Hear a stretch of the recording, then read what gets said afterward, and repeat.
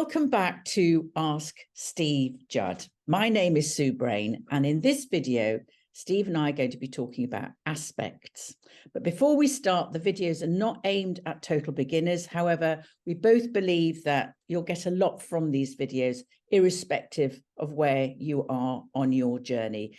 And all the videos are linked and titled on Steve's website, which is stevejudd.co and astrobabbleproductions.com. So let's get started. Steve, why do you say that you could just read a chart just by focusing on the aspects? What do you mean by that? When I deal with my students, Sue, I always say to them, look, imagine that the horoscope is a cake and that the planets themselves are the ingredients of the cake. The signs of the zodiac that the planets are in show the way that we behave in ourselves. They show internal behavioral patterns. The houses of the zodiac that the planets are in show the areas of day-to-day life that the outside world experiences us as behaving in. It's the way we're seen to behave. But the aspects between the planets in the horoscope show the dynamics of human behavior, both for positive and for challenging. So that's the actual mix of the cake, if you like. Everything else is just the icing and the packaging. So I could actually take away all the signs of the zodiac and the houses of the zodiac because they're just the frames of reference that everything works in. And just by looking at the aspects, I can show behavioral patterns in a chart. The signs and houses give the areas that those behavioral patterns work in and through. Okie doke. So what I'm really interested in is particularly when we have things like everybody's got an opposition in their chart or a square or something like that. Because that's where we're tested and sort of pressed to go beyond and learn about ourselves. But do you feel that people get hooked into fear around having difficult aspects, and they're almost like I'll give you an example.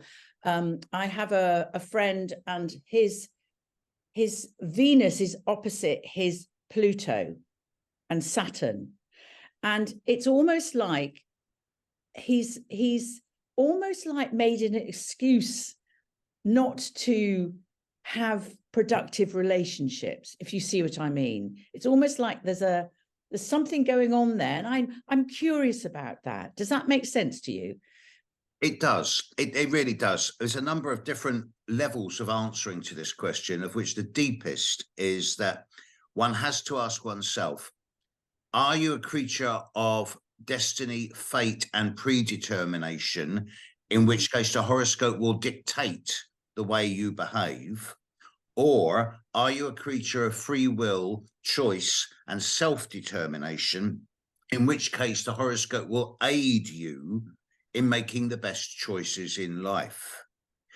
The planets impel, they don't compel. And that's one of the oldest dictums in astrology, along with as above, so below, and the microcosm reflects the macrocosm. I'm very much free will orientated. And I don't believe that any aspect pattern is fatalistic and creates a specific behavioral pattern. It is a choice on our part how we work with that energy.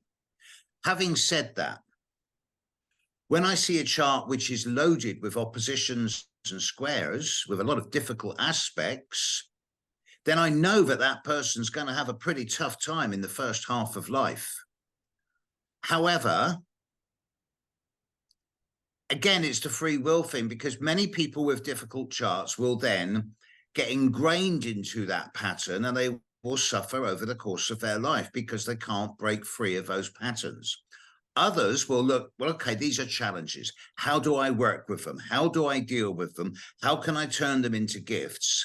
And by struggling, because there's no shortcuts here, by struggling, you can then turn those challenges into gifts, and you can become a master.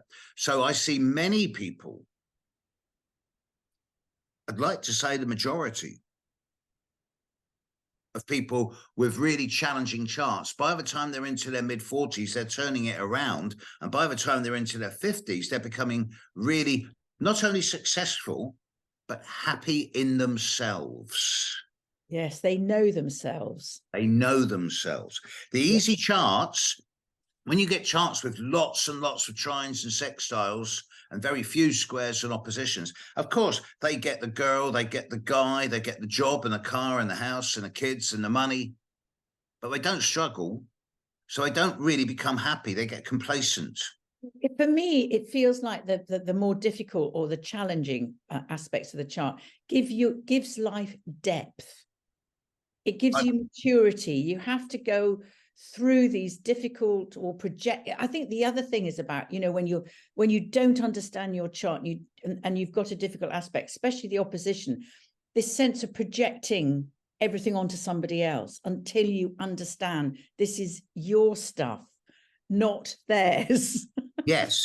Again, there's two answers to this. At a deep level, when you're projecting this stuff onto other people with an opposition, how can you recognize it in anyone else if you don't already know it within yourself? So it is a projection, you're right. But the French have a lovely term for this. They call it, for an opposition, they call it a fait accompli. You're stuck with it.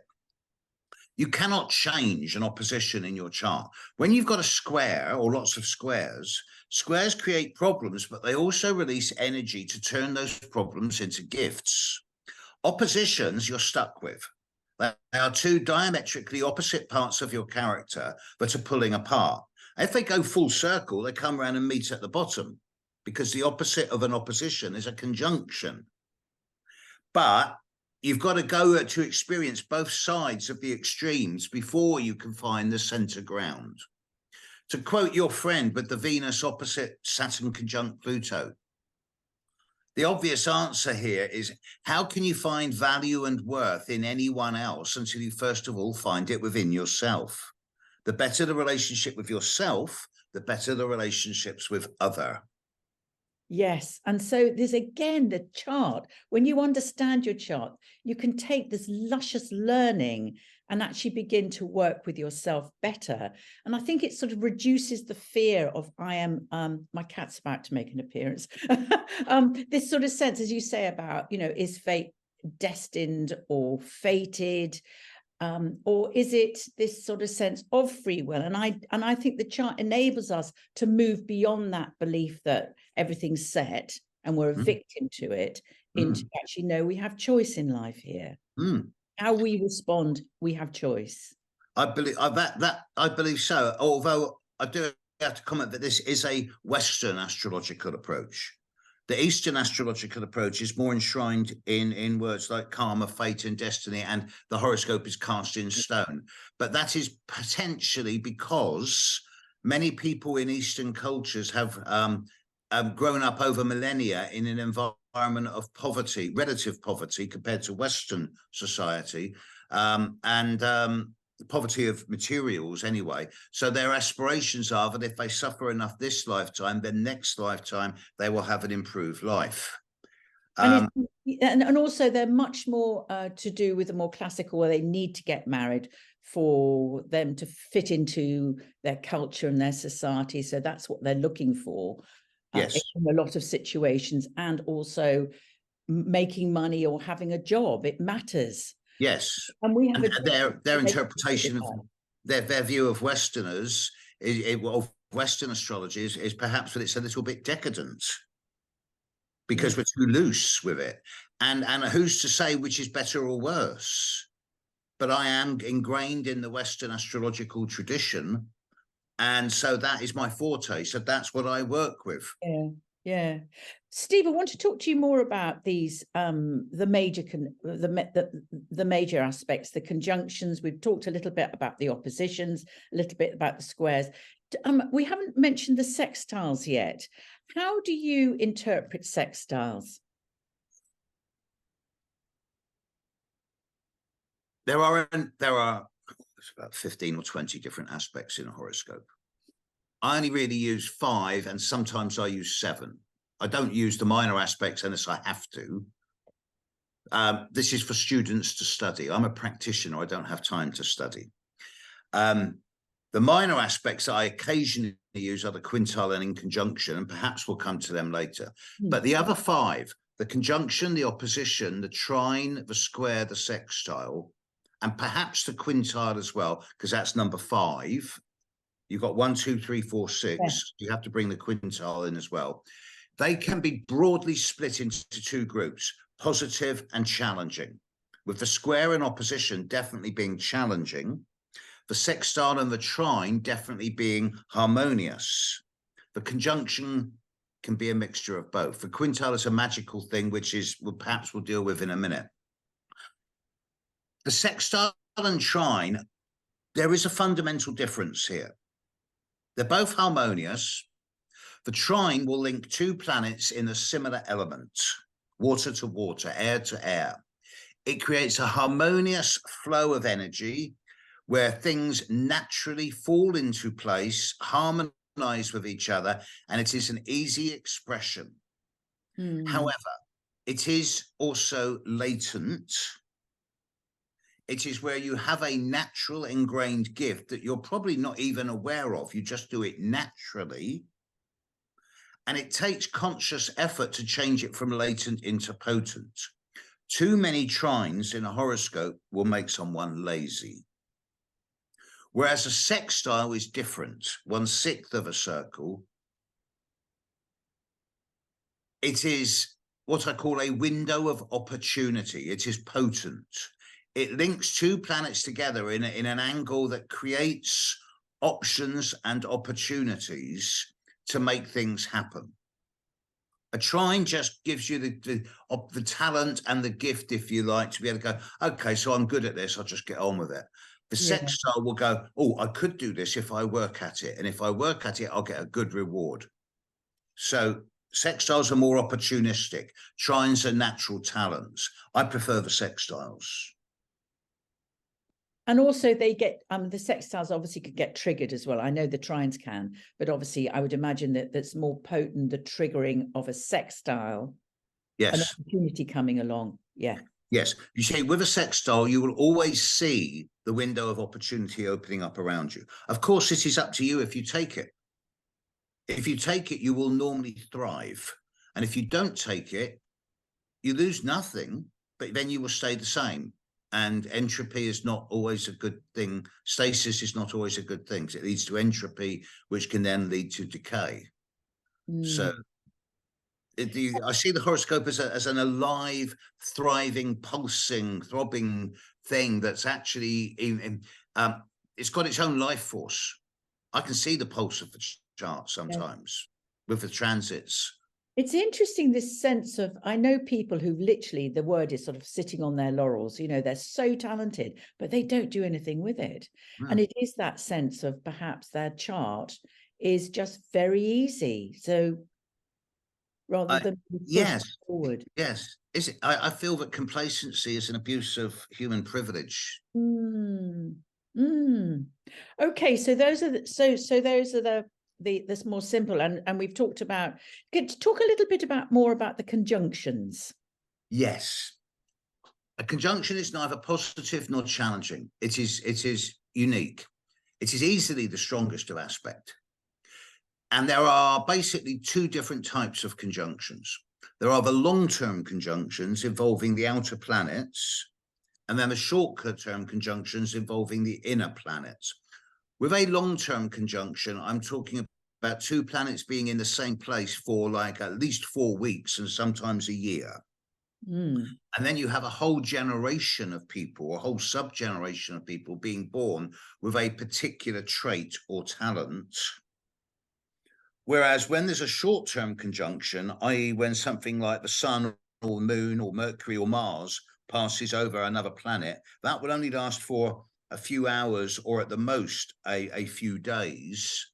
So that is much more of a personal thing. It creates a particular power dynamic within the individual. It combines the forces of 2 or more planets into a laser-like sharp projective point of action. It's very much a PowerPoint. So I want to also, that's really helpful and useful about that. But what about the conjunctions that we're born with? Yeah. Again, that creates points in our horoscope where we're naturally sometimes a little bit too strong. You know, if someone's born with, say, what on the surface, a nice conjunction of Mercury and Jupiter, then on the surface, everyone's going to see them as cheerful and jolly and optimistic with strong philosophies and good belief systems. But once they get to know them too much, they go, oh, they talk too much. Yeah.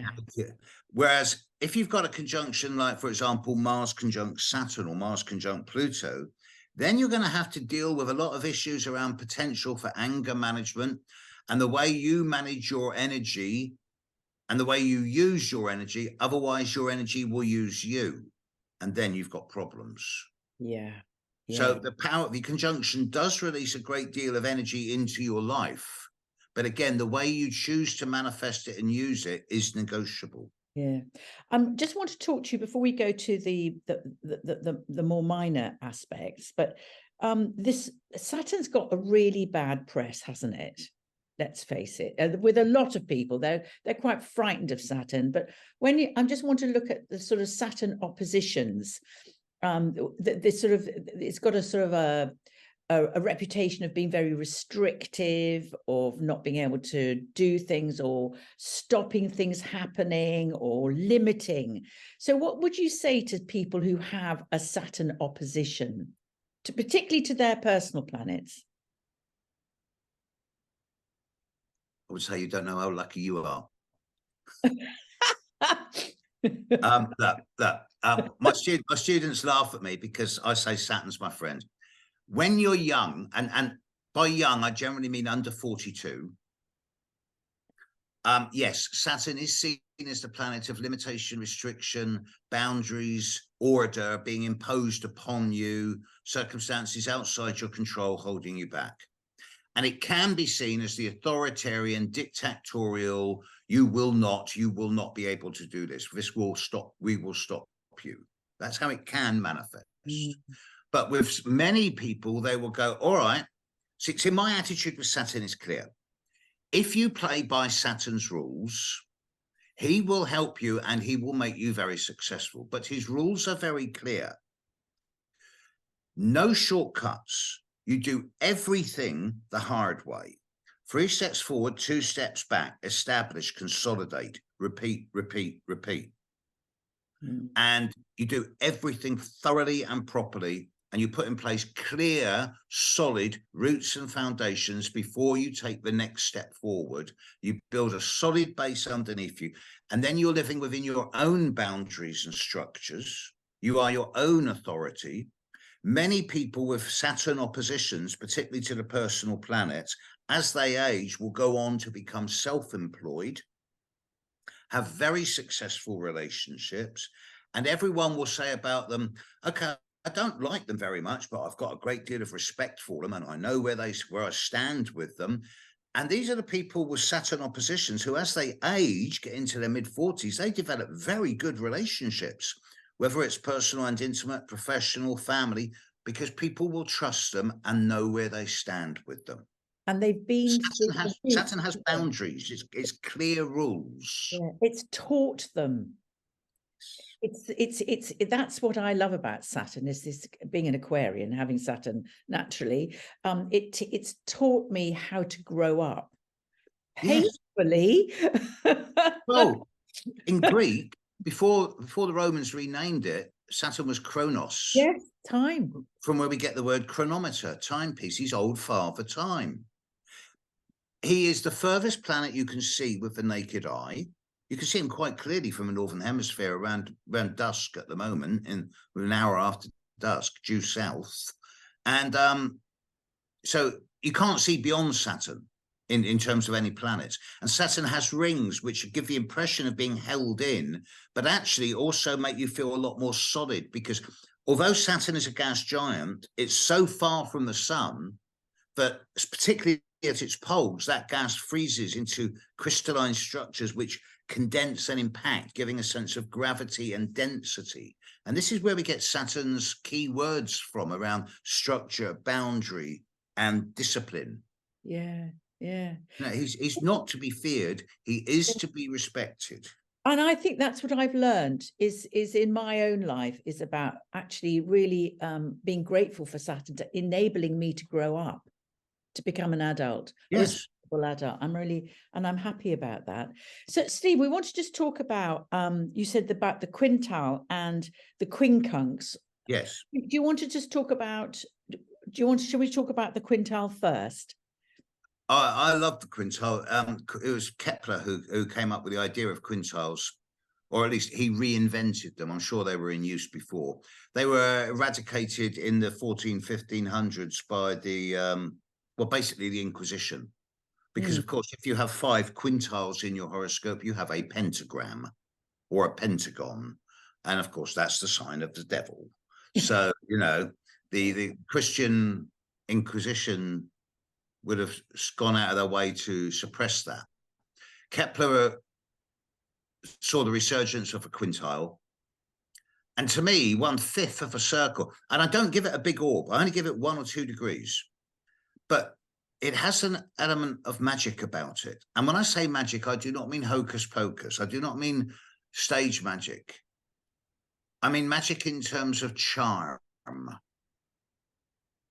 of not quite enchantment or glamour, but of charm, of a natural talent to be able to create something out of nothing, to be able to know that you are naturally skilled at something. The thing is, a quintile is latent. You have to activate it. It gives you the ability to come across as to other people as someone who's very good with synchronicity, with what seems to be coincidence. You know, it's just that little bit of magic, and I love it. I think I always look for it. You rarely find them. The average person will, I will find 1 strong quintile in maybe 1 every other chart. Do you know, I'm going to start looking. I haven't worked with them, Steve. So this is really inspiring me. I'm going to start looking for them now. Look for them, but only give them a very tight orb, a maximum of 2 Right. degrees. And just to see how they play out in the person's chart. Yeah. So what about the, I call it the quincunx. Yes. How do you work with that? It's called the quincunx because it is 5 signs, and quin is the Latin for 5. Obviously, it is 5 signs apart. The quincunx on its own, the inconjunction is the Western name for it. It's the same thing. It shows 2 planets that are 5 signs apart in different elements, in different modes that have nothing in common. They are past the point of the square, so they're past the point of a challenge and a difficulty, but they're not yet at the point of the opposition. So it's not quite something that you can't do anything about. You can just wrap your life around it. So to me, an inconjunction is an itch you can't scratch. It's a niggle. It's a frustration. It's an ongoing little niggle that just eats away at you. And if it were any bigger, you go, right, I'm going to sort this out. But it's not. It's always there. And it's not difficult to manage, but it's just always reminding you to check that you're doing things for the right reason, and you've got a clean conscience about what you're doing. Can you just help everybody? Can you give me an example of a quincunx, of living with a quincunx, or a client you've had with a quincunx? Okay, so the immediate one that springs to mind is someone, for example, who's got Venus in Capricorn in conjunct Mars in Gemini. So straight away, you've got the Capricorn-Gemini axis, which they're not comfortable with each other. Because one's all about duty, discipline, hard work, and one's about social interaction, intellect, and engagement. Venus and Mars in conjunct each other, there's going to be the need for Venus in Capricorn to be strict with oneself, dutiful, loyal, hardworking, and structured. Whereas Mars in Gemini is going to be all over the place with its fingers in many different pies. And for Venus in conjunct Mars, there will always be a dichotomy between the need for sensual and sexual stimulus at the mental level with Mars in Gemini versus sexual and sensual stimulus with Venus in Capricorn, which is much more structured, disciplined, and with clear boundaries. So there's going to be a dichotomy between the two sides of oneself here. But it can get a little bit more complicated because occasionally you will find what's called a Yod, two in conjunctions coming from the same planet in different angles. So you've got like a very narrow ship's sail. That's also known as the finger of God. It's what is known as the finger of fate. Finger of fate. And that is when the point at the top of that Yod, you will deal with those planets. You will deal with that energy. And there's no negotiation. And you will either do it willingly or you will be dragged into it kicking and screaming. You know, you will deal with the lessons involved in that planet, because at the bottom, you've got two planets in conjunct going, right, we're just going to eat away at you. They are sextiling each other. They're fine with each other, but they're both having a go at the one at the top. And that's where you've got to work on yourself. Yes. And the world, life will provide events and people to make that happen on the outside. Yes. Steve, there's one last question I want to ask you about, which I've never felt I got to the bottom of this. Venus conjunct Mars.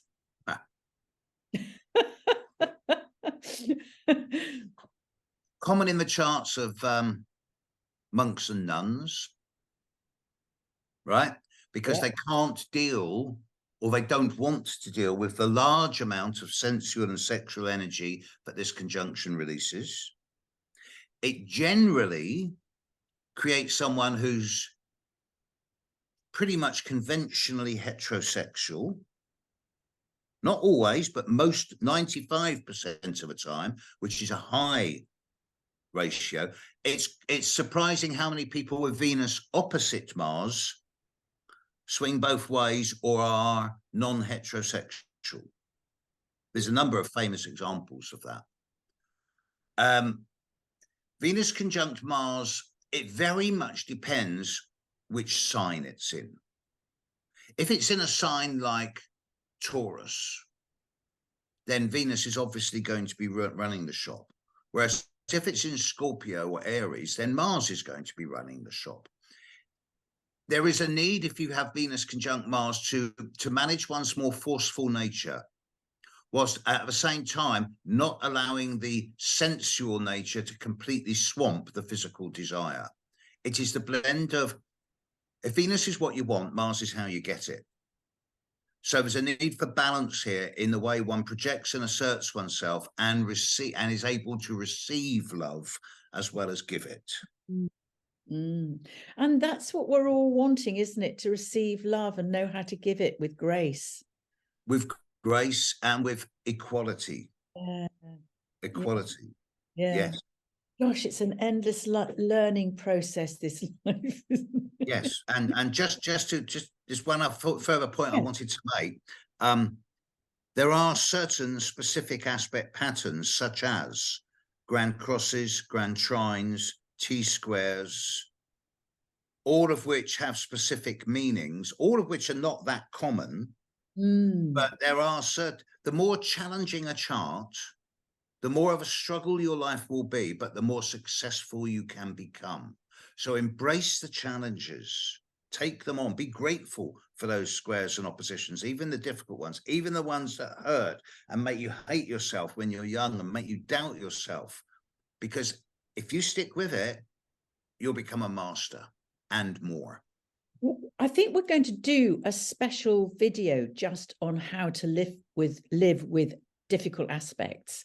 So I think this is a lovely introduction to that, because some of these aspects are really difficult. So is there anything else you'd just like to say about aspects before we close? Yes, there is actually. In the evening sky, over the coming months, particularly as we get into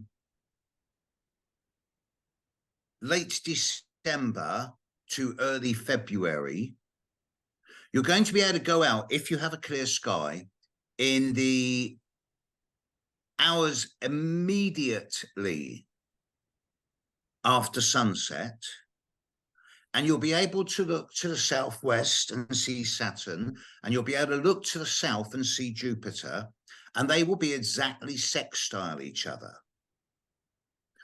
When you see an eclipse, you are looking at the sun conjunct the moon.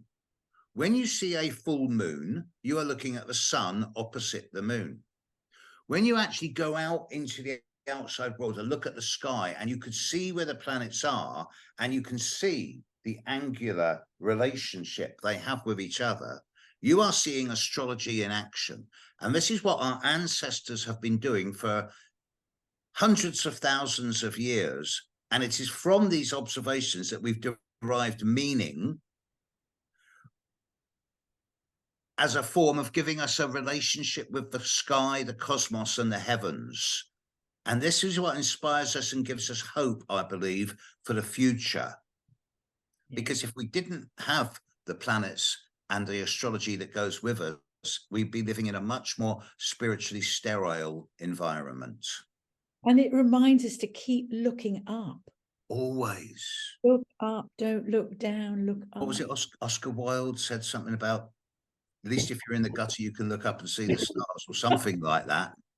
Well, that's where we get our awe back, isn't it? You know, AWE. And, you know, that's something that we've forgotten, but it's all there.